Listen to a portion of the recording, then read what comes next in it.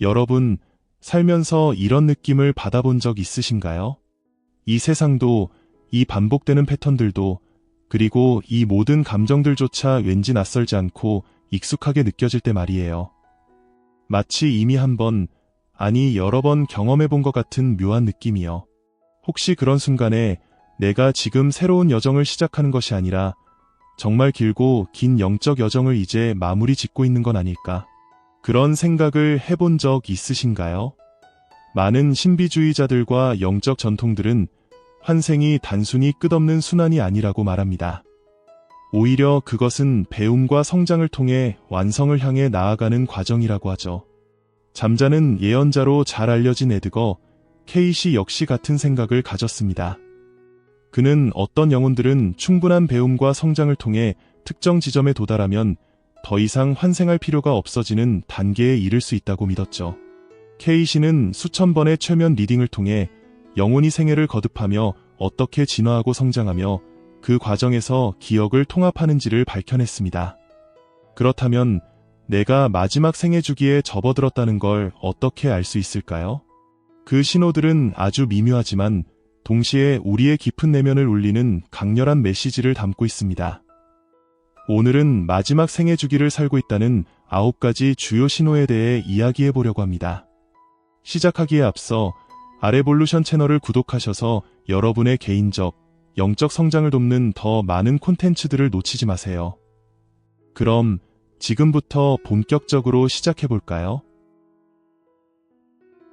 가끔 삶을 살면서 마치 자신이 이 세상과 아주 살짝 어긋나 있는 것처럼 느껴질 때가 있지 않으신가요? 분명히 현실 속에서 살아가고 있고 삶에 깊이 참여하고 있음에도 불구하고 묘하게 모든 게 한 발짝 떨어져 있는 듯한 거리감 말이에요. 마치 내가 직접 주인공으로서 살아가는 것 같으면서도 동시에 한 걸음 물러서서 이 모든 것을 관찰하는 관객이 된 듯한 기분. 이런 느낌은 단순히 감정적으로 무뎌졌거나 삶의 흥미를 잃어서가 아닙니다. 오히려 존재의 본질을 조금 더 명료하게 깨달았기 때문에 생기는 감각일지도 모릅니다. 물질적인 것들, 즉 세속적인 목표와 욕망들은 일시적이고 더 이상 진정한 만족을 주지 않습니다. 하지만 그건 실망이나 회의감 때문이 아닙니다. 오히려 이 세상이 당신의 궁극적인 집이 아니라는 자각에서 비롯된 감정이죠. 에드거 케이시는 이러한 감정을 영혼의 향수라고 불렀습니다. 물질 세계가 채워줄 수 없는 어떤 무형의 것을 향한 그리움이자 갈망. 이 거리감은 결코 결함이 아닙니다. 오히려 더 높은 차원을 인식할 수 있는 신호일 수 있습니다. 이 미묘한 거리감이 깊어질수록 당신은 평화와 쓸쓸함이 묘하게 뒤섞인 감정을 느끼게 됩니다.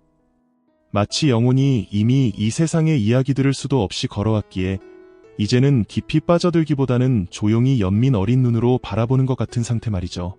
그래서 격렬한 상황에 부딪혀도 이전처럼 감정적으로 크게 반응하지 않고 더 사색적이고 침착한 태도를 유지하게 됩니다. 그렇다고 해서 삶이 무미건조해지는 것은 아닙니다.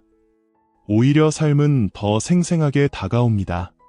세상에서 벌어지는 일상적인 모든 경험이 거대한 테피스트리의 일부처럼 느껴지고 당신 스스로의 정체성도 더 이상 개인적인 이야기로만 국한되지 않게 됩니다. 당신은 이제 개인적인 서사를 넘어 더 큰 그림을 보고 있는 것입니다. 삶의 모든 순간이 단순한 사건이 아니라 더 깊은 의미와 상징성을 가진 메시지처럼 느껴지기 시작합니다. 이는 당신이 이곳에 살고 있지만 동시에 더 높은 차원의 진리를 바라보고 있다는 신호일지도 모릅니다. 가끔 이런 경험을 해보신 적 있으신가요? 분명 처음 와본 장소인데 어딘가 오래전부터 알고 있던 곳처럼 느껴지는 순간, 누군가와 나누는 대화가 마치 미리 연습이라도 한 것처럼 자연스럽게 흘러가는 때, 혹은 한 번도 배워본 적 없는 기술이나 행동이 갑자기 익숙하게 느껴지는 경험. 이런 경험들은 흔히 말하는 순간적인 데자비와는 다릅니다.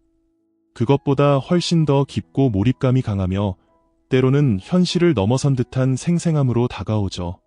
에드거 케이시에 따르면 이러한 경험은 단순한 우연이 아니라 평행환생의 흔적이 스며드는 순간일 수 있습니다.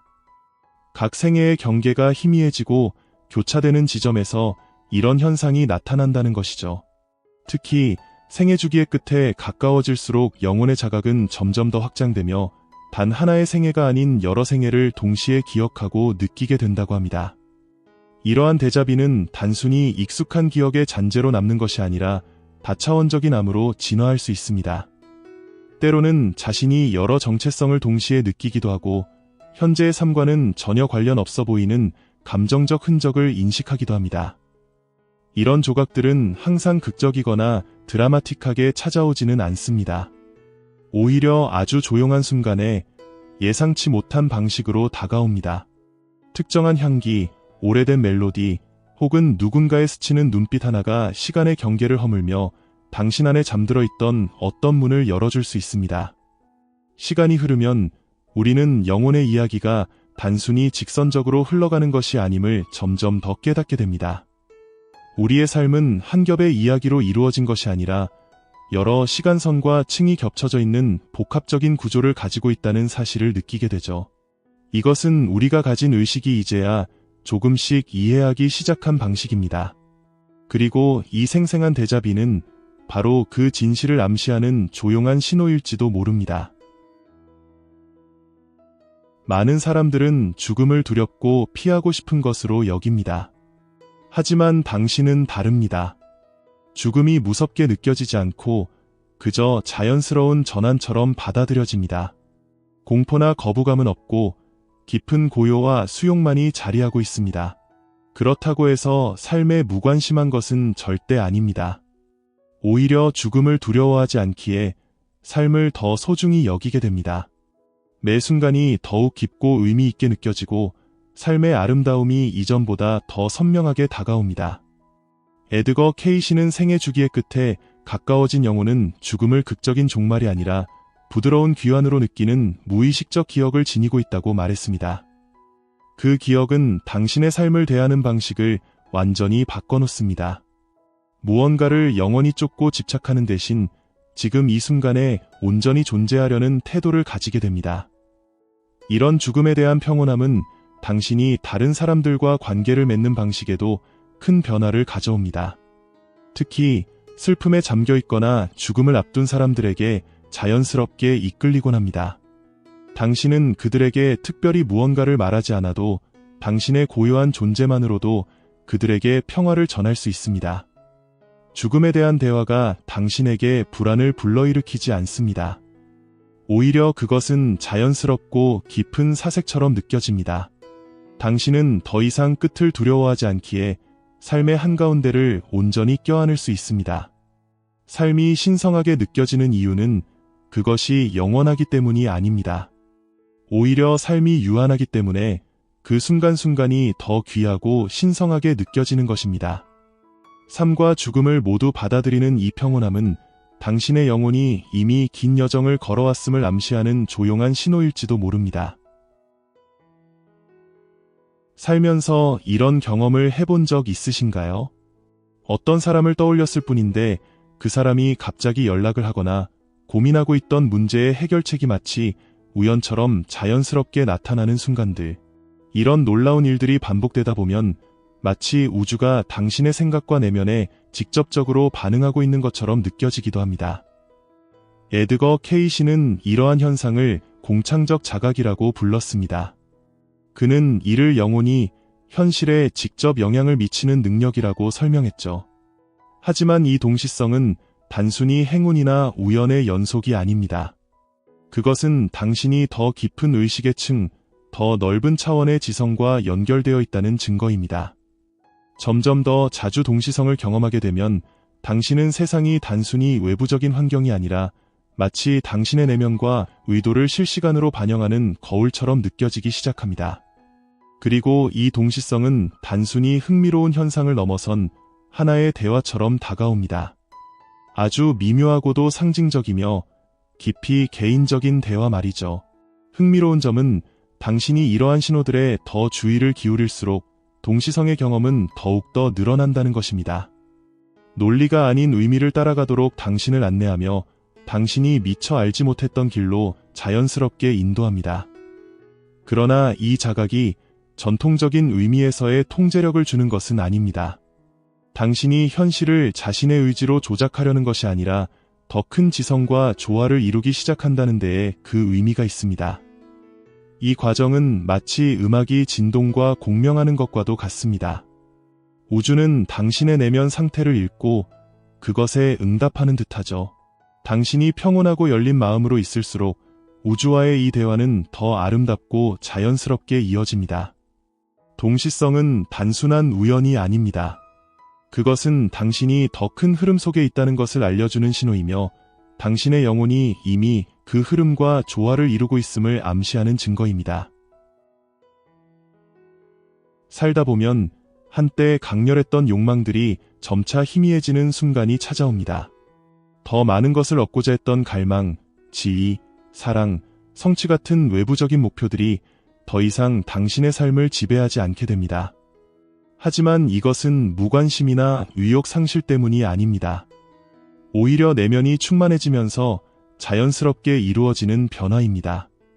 이제 당신은 여전히 세상과 소통하며 살아가지만 당신의 행동은 더 이상 결핍에서 비롯되지 않습니다. 당신을 움직이는 것은 의미와 진정성이며 외부적인 성취를 통해 자신을 채우려는 시도는 점점 더 멀어집니다.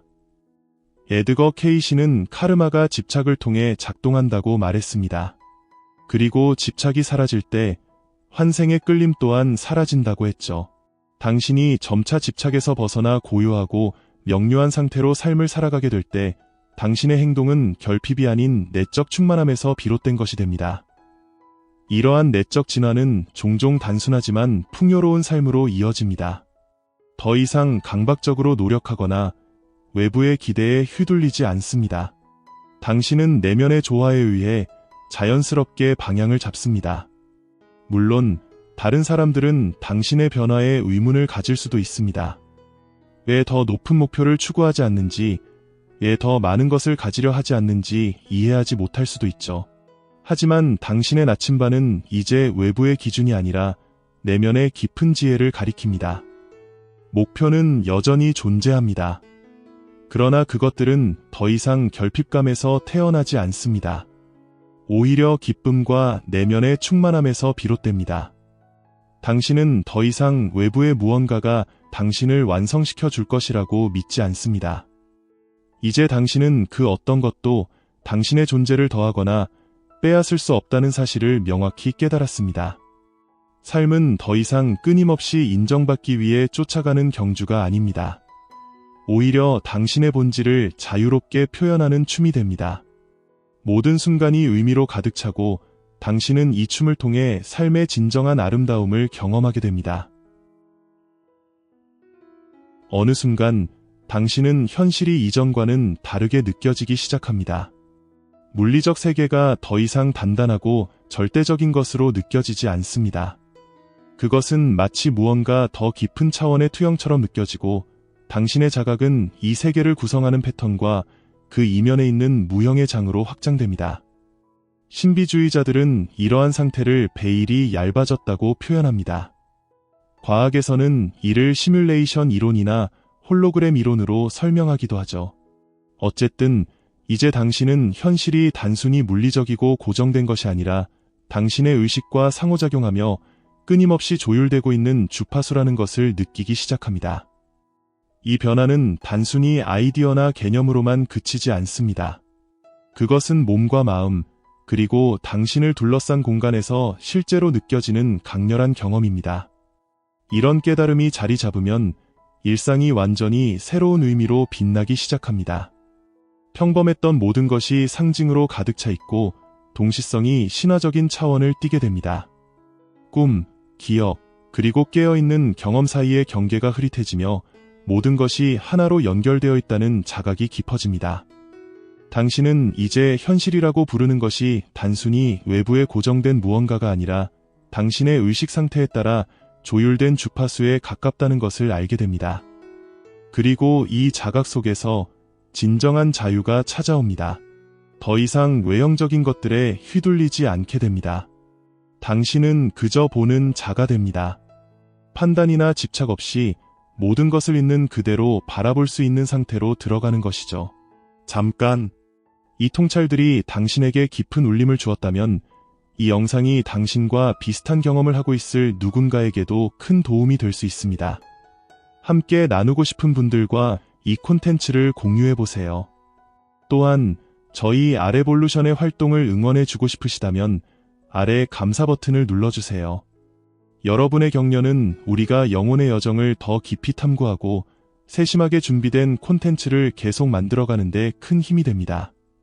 그럼 계속해서 이어가 보겠습니다. 어느 순간 당신은 자신의 정체성이 투명해지는 것을 느끼기 시작합니다. 더 이상 당신은 이름, 직업, 과거의 경험, 심지어 성격으로도 정의되지 않습니다. 여전히 세상 속에서 기능하며 살아가지만 진정한 당신은 이러한 역할과 표면적 정체성을 넘어 존재한다는 것을 알게 됩니다. 에드거 케이시는 이를 초의식에 접근하는 상태라고 신명했습니다. 그는 이 상태를 영혼이 모든 존재와 하나임을 기억하는 지점이라고 보았습니다. 더 이상 자신을 제한된 개체로만 인식하지 않고 자신이 더 큰 전체의 일부임을 깨닫는 상태입니다. 이 자각은 흥미로운 역설을 만들어냅니다. 당신은 여전히 개별적인 존재로 살아가지만 동시에 보편적인 존재와 연결되어 있음을 느낍니다. 당신은 자신임과 동시에 자신을 넘어선 무언가가 됩니다. 이제 당신이 맡고 있는 역할, 사회적 지위, 관계 속의 위치, 심지어 이름조차 더 이상 당신의 본질로 착각되지 않습니다. 이런 투명한 정체성은 인간 조건에 대해 조용한 유머를 느끼게 만듭니다. 자신의 드라마뿐만 아니라 타인의 드라마 역시 꿰뚫어 보게 됩니다. 당신은 더 이상 자신의 페르소나를 진지하게 여기지 않습니다. 하지만 동시에 그 가면이 세상을 살아가는데 유용하다는 것을 이해합니다. 그렇기 때문에 모욕, 칭찬, 기대에 대해 덜 반응하게 됩니다. 왜냐하면 그것들이 더 이상 진정한 당신 자신에 대한 것이 아니라는 것을 알기 때문입니다. 삶은 점점 더 가벼워집니다. 하지만 그것이 단순히 쉬워져서가 아닙니다. 삶이 가벼워지는 이유는 분리라는 환상을 더 이상 짊어지지 않기 때문입니다. 당신은 자신과 타인, 그리고 세상 전체가 연결되어 있음을 직관적으로 느끼며 이러한 깨달음 속에서 평화를 찾습니다. 이 투명한 정체성은 당신을 자유롭게 만듭니다. 당신은 여전히 삶의 무대에 서 있지만 이제는 그 무대를 더 이상 자신의 전부로 여기지 않습니다. 삶은 더 깊은 의미로 반짝이며 당신은 진정한 본질 속에서 존재하게 됩니다. 어느 순간 당신은 자비가 단순한 선택이나 미덕이 아니라 당신의 본질이 되어가는 것을 느끼게 됩니다. 당신의 공감은 점점 더 확장되고 단순히 다른 존재들을 걱정하는 것을 넘어 그들과 진정으로 하나가 되어 그들의 감정과 고통을 함께 느낍니다. 인간, 동물, 식물, 심지어 돌과 같은 무생물을 나누는 경계마저도 점차 사라집니다. 당신은 모든 존재가 연결되어 있음을 직감적으로 깨닫게 됩니다. 에드거 케이시는 이러한 상태를 우주적 의식이라고 부르며 모든 것이 하나라는 자각의 상태라고 설명했습니다. 이 상태에서 자비는 더 이상 노력해서 만들어지는 것이 아닙니다. 당신은 착하려고 애쓰지 않습니다. 대신 다른 이들의 고통이 곧 자신의 고통임을 자연스럽게 깨닫게 됩니다. 윤리와 도덕은 억지로 지켜야 할 규칙이 아니라 분리라는 환상이 사라지면서 저절로 나타나는 본능이 됩니다. 이런 자비는 낯선 이들, 곤충, 나무, 그리고 지구 자체로까지 확장됩니다. 그리고 그것은 어떤 특정한 이념이나 철학 때문이 아닙니다. 당신은 그 모든 것이 곧 당신 자신이라는 사실을 알기 때문입니다. 이러한 연결감은 당신의 일상적인 행동들조차도 전혀 새로운 차원으로 변화시킵니다.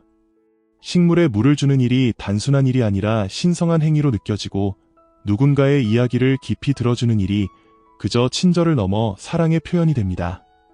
당신은 이제 더 이상 누가 사랑받을 자격이 있는지를 따지지 않습니다. 세상의 모든 것은 사랑받을 가치가 있음을, 그리고 그것들이 곧 사랑으로 이루어져 있음을 알기 때문입니다. 경계 없는 자비는 당신을 더 큰 평화로 이끌며 세상과의 연결을 더욱 깊고 풍요롭게 만듭니다. 당신은 이제 세상 모든 것과 함께 춤추는 듯한 삶을 살아가게 됩니다. 어느 순간 당신은 평생 동안 반복되던 오래된 행동 패턴과 감정적 트리거, 그리고 두려움이 서서히 사라지는 것을 느낍니다. 과거에는 당신을 괴롭히던 고통이나 한계들이 더 이상 그 자리에 머물러 있지 않습니다. 그것들은 극적인 충돌이나 싸움 없이 마치 녹아내리듯 자연스럽게 해결됩니다. 당신은 더 이상 자신의 그림자와 싸우려 하지 않습니다. 이제는 그것을 있는 그대로 바라보고 통합하며 더 깊은 자각 속에서 그것을 받아들입니다. 에드거 케이시는 이를 카르마의 완성이라고 불렀습니다. 그는 이 상태를 영혼이 더 이상 같은 교훈을 되풀이하지 않아도 되는 상태라고 설명했습니다. 모든 교훈이 이미 흡수되고 더 이상 반복할 필요가 없기 때문입니다. 과거에는 여러 생애를 거쳐서야 해결되던 것들이 지금은 한순간에 정리됩니다. 그 결과 저항은 줄어들고 삶은 점점 더 우아하고 평화로운 상태로 들어갑니다. 그리고 만약 오래된 패턴이 다시 나타난다 해도 이제는 그것을 다르게 바라봅니다. 그것은 더 이상 이겨야 할 전쟁이 아닙니다. 단지 관찰하고 지나가게 두어야 할 파도일 뿐입니다.